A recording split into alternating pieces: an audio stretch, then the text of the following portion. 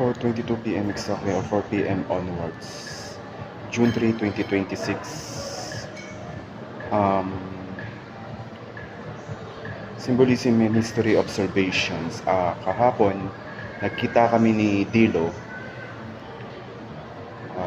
Kakaiba yung tagpo na yun. I think synchronization pattern na lang rin siguro yun. Ano? And this time naman, napag-isip-isip yun sa predictions na. Kung kahapon pala, nag-predict na ako sa 4, tapos tumaya ako sa loto ng, katulad ng binabanggit ko na yung 4.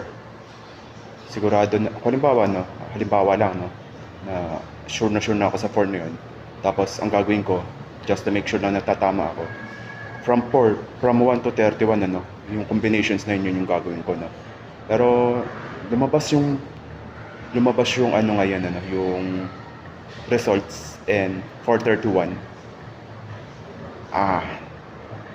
Yun ba, nagkakataon ba yun? Kahapon sinabi ko, malinaw kong binanggit at naka-record sa recording ko, diyan na yung 4 ang sipag, no? Pero, wala akong puhunan, wala akong pera. At yung pera ko, inilalaon ko na naman para sa sarili ko, para sa, ayun. And pag uwi ko mamaya, ay yung paghahatian pa naming magnanay para sa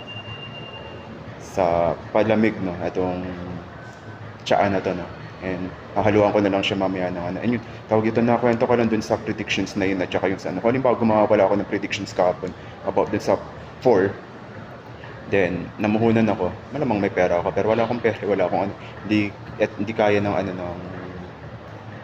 budget ko, no? And kumbaga sana yung budget ko talagang kakapusin ako pagka ginawa ko pa yun, hindi naman ako sigurado doon. So yun, so tawag ito, yun ba nagkakataon pa yun, yung ganong klase ng synchronization patterns na yun. So yung something na yun, talaga may inaano siya, no? May pinupuntirya siya. Ayun yung pinupuntirya niya, yung sinasabing hindi na pag-isipan ng walang nakataon lang yan.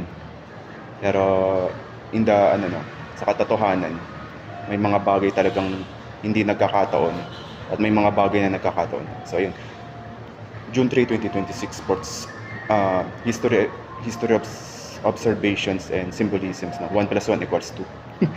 2 + 2 = 4.